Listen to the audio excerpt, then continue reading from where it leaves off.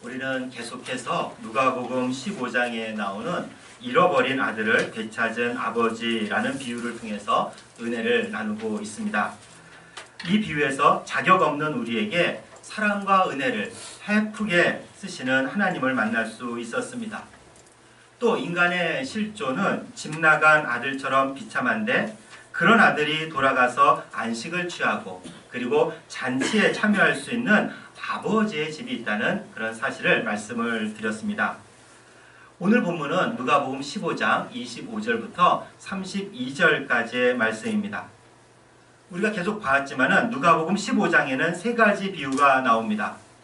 잃어버린 양을 찾고 잔치를 벌이는 주인의 이야기, 그리고 잃어버린 동전을 찾고 기뻐하는 여인의 이야기, 그리고 아들을 잃었다가 되찾은 후 잔치를 여는 아버지의 이야기가 등장합니다.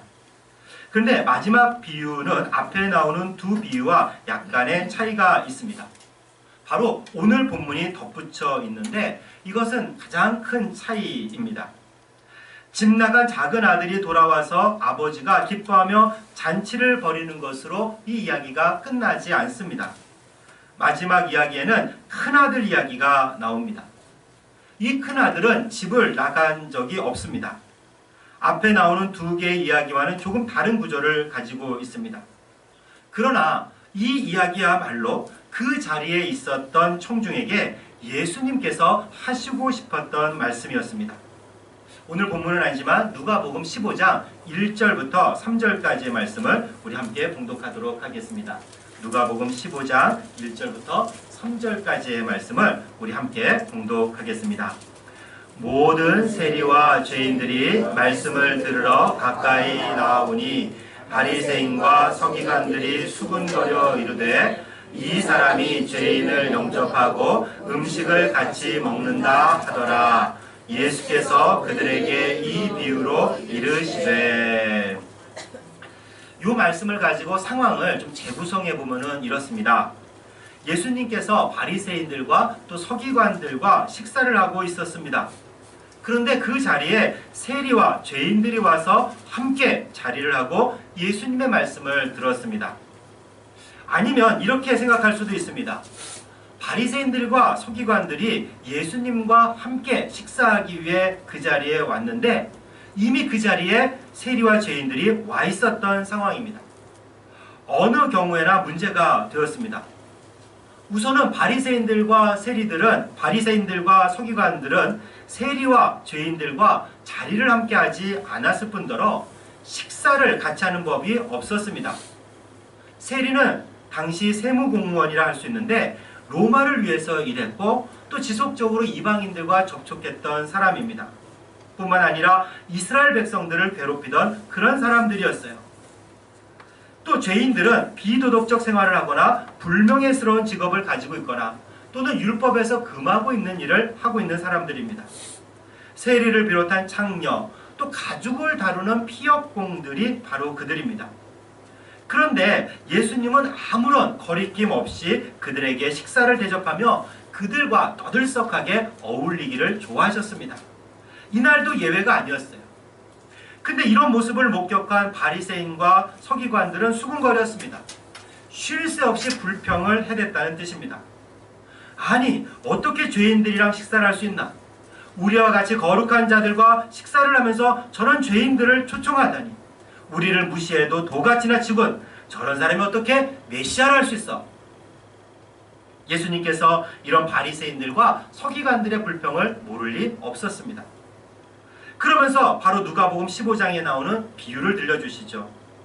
예수님께서 그들에게 이 비유로 이르시되 하셨을 때 그들이라는 것은 그 자리에 있었던 세리와 죄인들뿐만이 아니라 바리새인들과 서기관들로서 이 비유들을 듣는 청중이었습니다.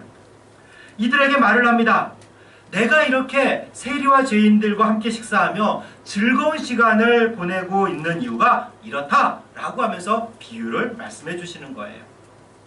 마치 잃어버린 양을 찾은 주인이 이웃을 불러 함께 즐기듯이, 잃어버린 동전을 찾은 여인이 이웃들과 함께 기뻐하듯이, 잃어버린 아들을 찾은 아버지가 잔치를 베풀듯이 여기 있는 세리들과 죄인들은 그렇게 잃어버렸다가 되찾은 자들인데 이들로 인해서 지금 하늘나라에서 큰 잔치가 벌어지고 있다.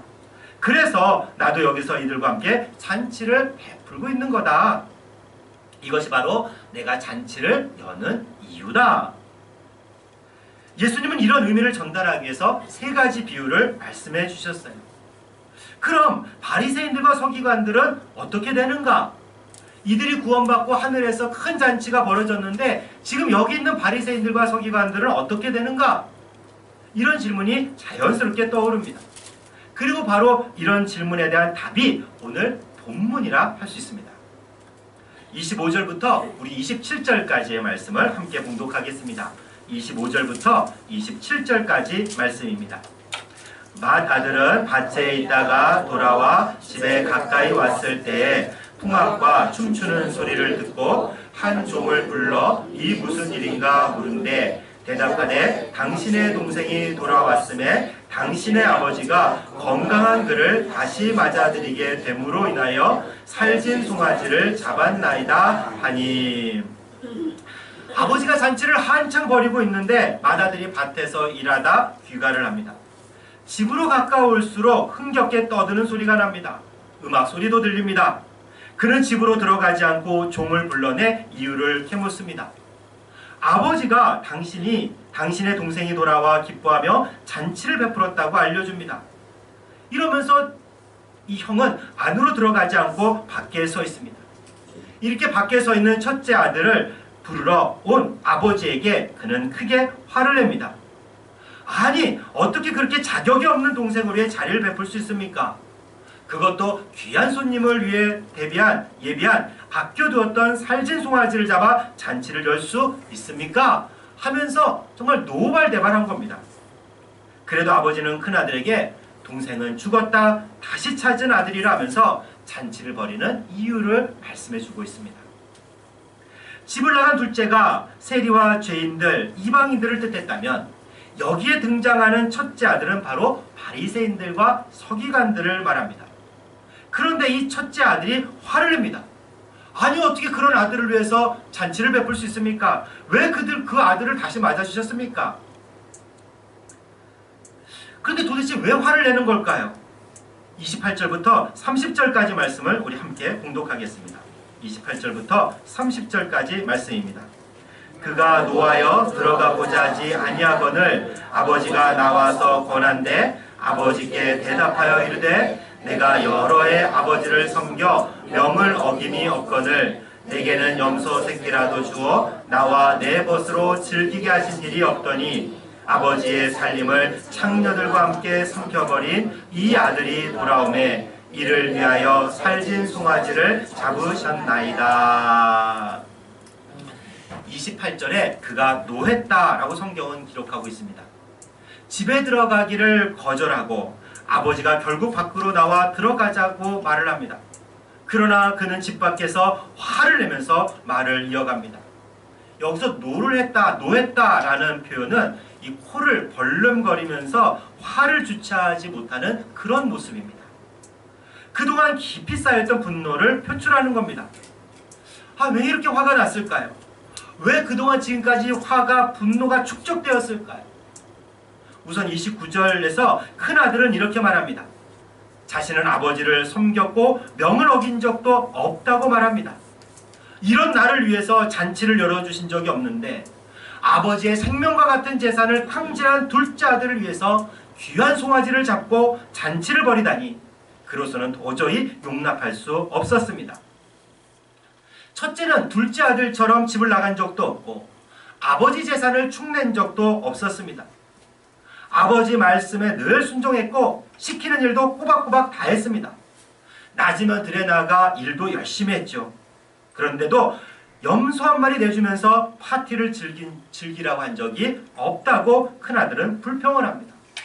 그래서 그는 화가 났다고 아버지를 원망하듯이 말을 쏟아내고 있습니다. 일견 타당해 보입니다. 집에서 열심히 일한 큰아들은 이렇게 말할 수 있고 그런 권리를 주장할 수 있다고 여겨집니다. 자신은 합당한 대우를 받지 못했기에 화를 내는 것이 당연하다고 생각합니다. 그럼 이 큰아들에게는 정말 아무런 문제가 없는 것일까요? 그렇지가 않습니다. 큰아들은 작은아들 못지않은, 아니 작은아들보다 더 큰 문제를 가지고 있습니다. 무엇이 문제일까요? 우선 큰아들은 무엇을 위해 열심히 일했는가를 알 수가 있습니다. 왜 큰아들은 집을 지키고 아버지 명령에 순종하고 열심히 일을 했을까요? 결국 아버지의 재산을 얻기 위해서였어요. 29절 말씀은 이렇게 말합니다. 아버지께 순종하면서 일을 했지만 염소, 그것도 새끼 염소 한 마리도 내준 적이 없다고 말합니다.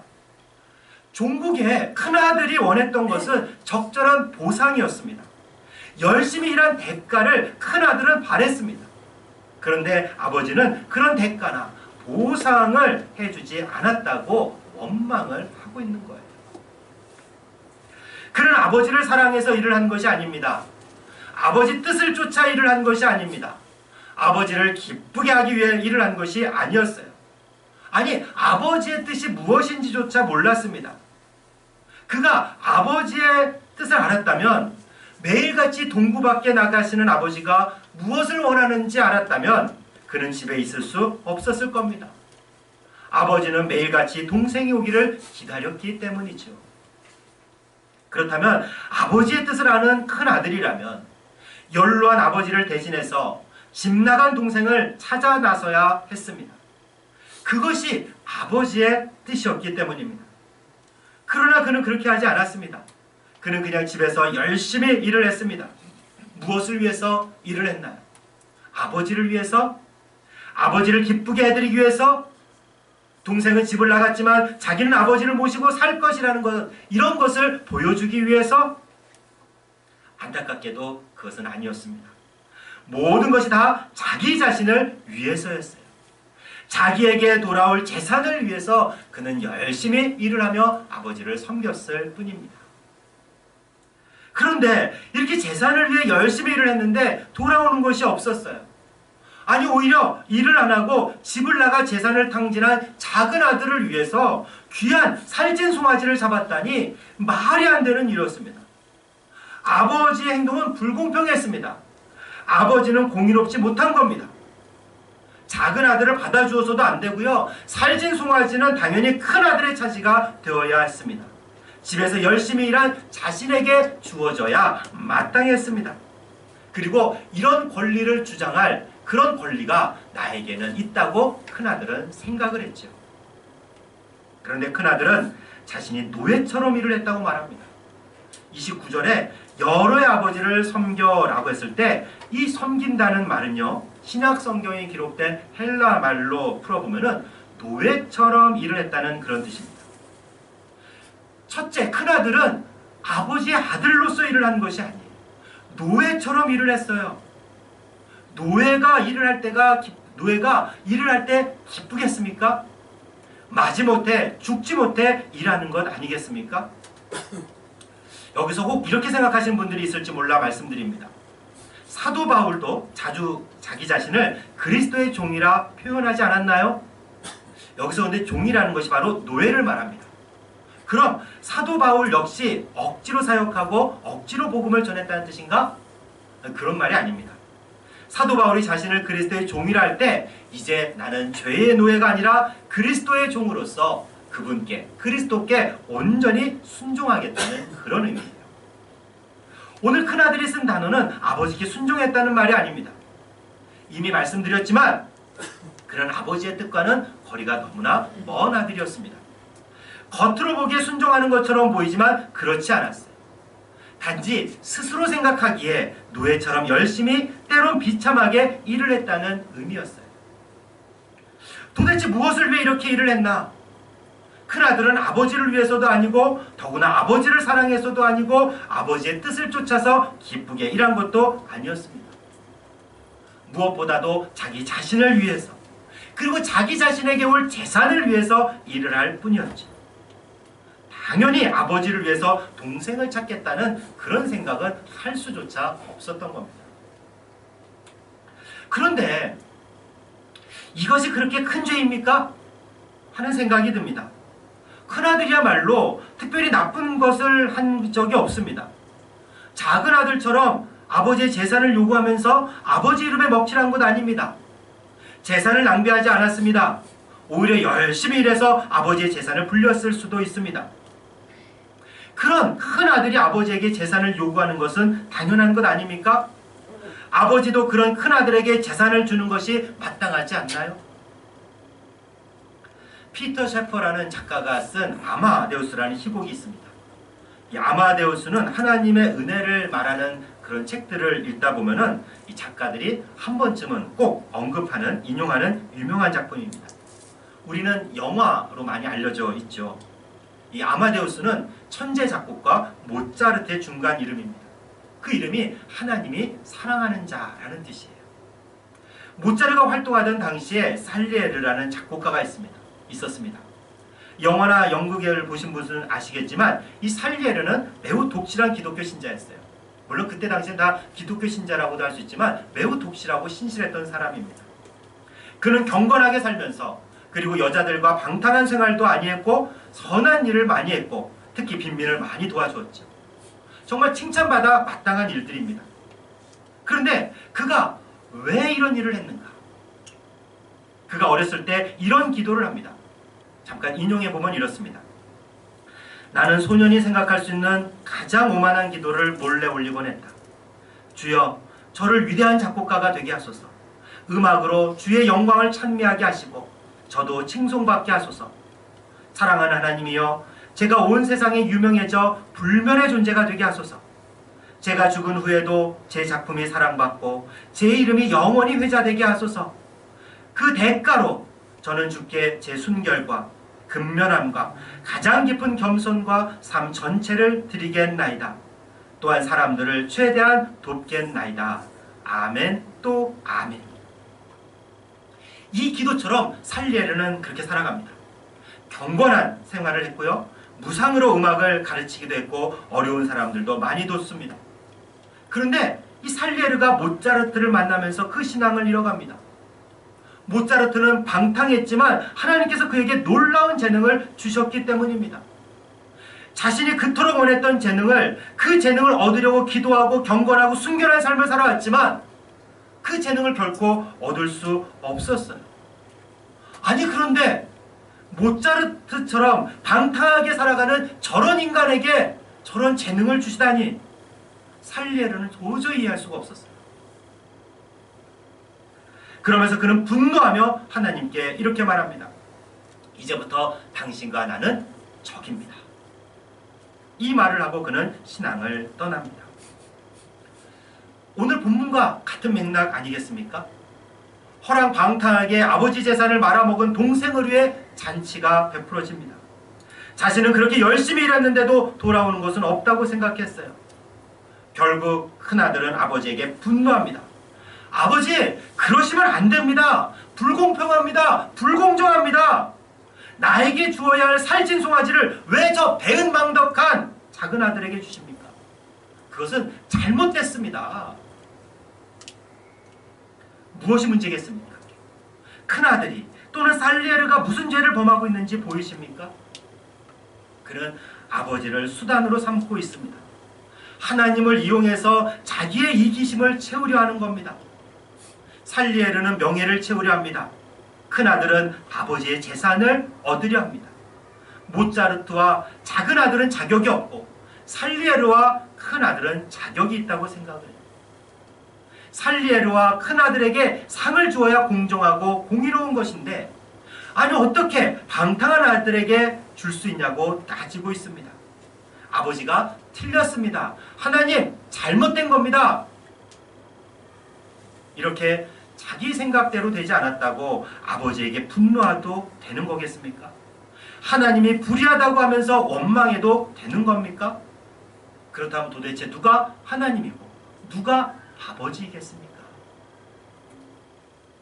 그런데 큰아들이 깨닫지 못하고 있는 것이 있습니다. 큰아들은 아버지가 자기에게 염소 새끼 한 마리 준 적이 없다고 말을 합니다. 그럴까요? 아버지가 큰아들에게 가혹했나요? 너 염소 새끼라도 한 마리 얻으려면 더 열심히 일해!